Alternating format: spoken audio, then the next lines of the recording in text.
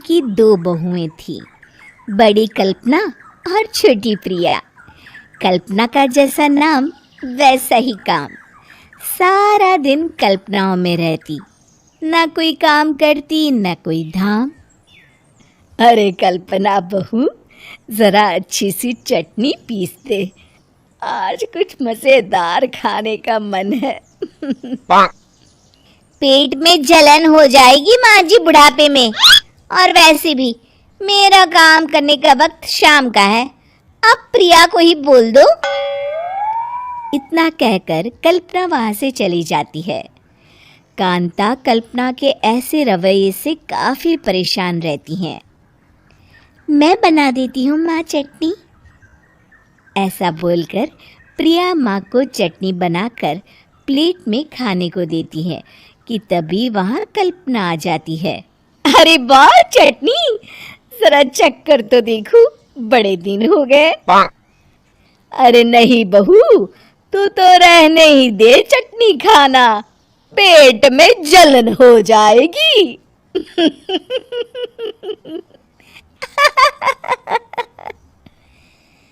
इतना कहकर कांता और प्रिया दोनों हंसने लगते हैं। कल्पना सारा दिन या तो मोबाइल में यूट्यूब देखती या फिर सोती रहती। उसका कमरा भी बिखरा और गंदा रहता।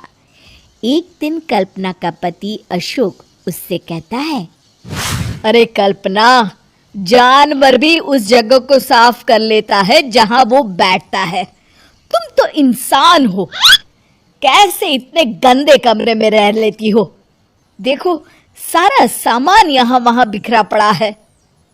ज्यादा अपनी माँ का बोल ना बोलो। हाँ, कमरा तुम्हारा भी तो है, गंदा लग रहा है तो साफ कर लो। पता नहीं तुम्हारे साथ मैं कैसे जिंदगी बिताऊंगा। इतना कहकर अशोक वहां से चला जाता है।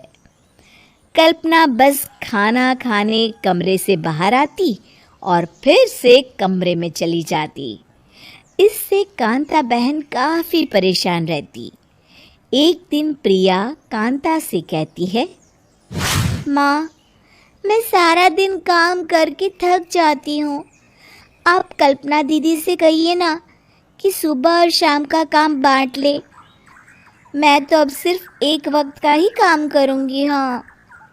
अरे तू वो भी ना करना, एक बहू तो काम चोर थी ही, दूसरी भी आ गई काम ना करने के बहाने लेकर।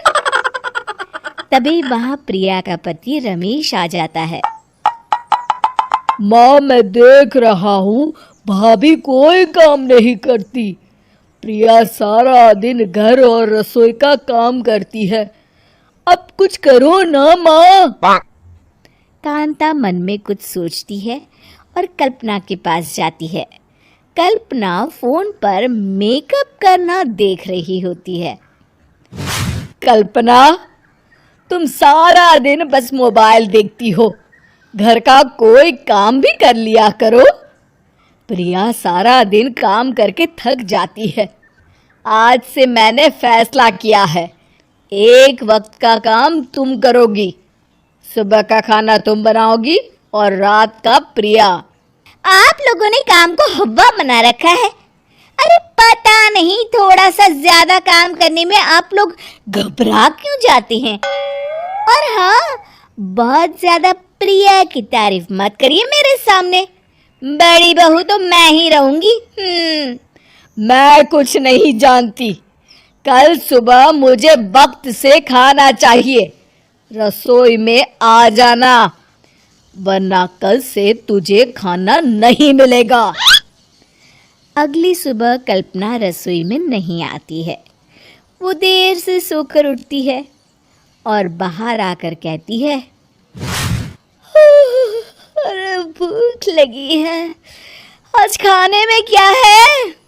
इतनी देर हो गई, आज किसी ने मुझे उठाया भी नहीं, पता नहीं कहाँ है सब। कल्पना को घर में कोई नहीं दिखता। वो रसोई की तरफ जाती है जहाँ बड़ा सा ताला लगा होता है। अरे रसोई में ताला! ओ, मैं तो भूल ही गई थी, माँ ने आज से सुबह का खाना मुझे बनाने को कहा था। हे भगवान, इतने लोगों का खाना बनाना क्या आसान है? तभी घर के सारे सदस्य बाहर से वापस आते हैं। वाह माँ जी, मजा आ गया छोले भटूरे खाकर। मेरे मुंह में तो अभी भी स्वाद आ रहा है। अरे कल्पना, तेरे भरोसे रहते तो हम तो भूखे ही रह जाते। कल्पना को बहुत गुस्सा आ जाता है। अब बहुत हो गया, आज से मैं अपनी रसोई अलग कर रही हूँ। मैं अपना खाना खुद बना लिया करूंगी।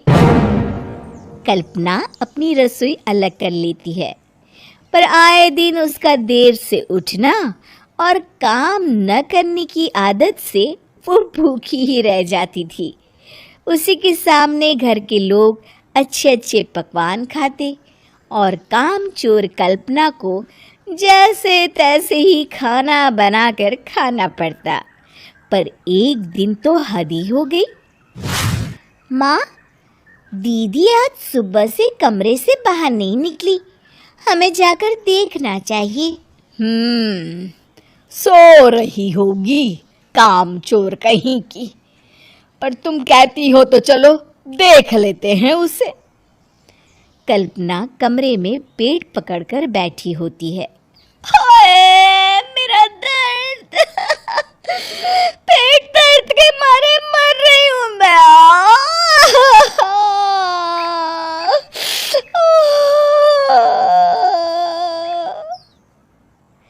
अरे दीदी, क्या हुआ? पेट में दर्द क्यों हो रहा है? डॉक्टर को दिखाया आपने? माँ, कल्पना खड़ी होती है और माँ जी के पास आती है। मुझे माफ कर दीजिए, अब से मैं सारे काम में मदद करूंगी, कभी आलस और काम चोरी नहीं करूंगी। हाँ हाँ, वो तो ठीक है, लेकिन अचानक क्या हो गया जो तू काम करने को तैयार हो गई? कामचोर कल्पना। माँ, लगातार बासी और उल्टा पुल्टा खाना खाने के कारण मेरे पेट में इन्फेक्शन हो गया है। काम न करना पड़े इसलिए मैं 2 दिन का खाना एक दिन ही बना लेती थी। बासी और खराब खाना खाने के कारण लेने के देने पड़ गए। पेट में दर्द हो रहा है। चलो अच्छा हुआ देर आए।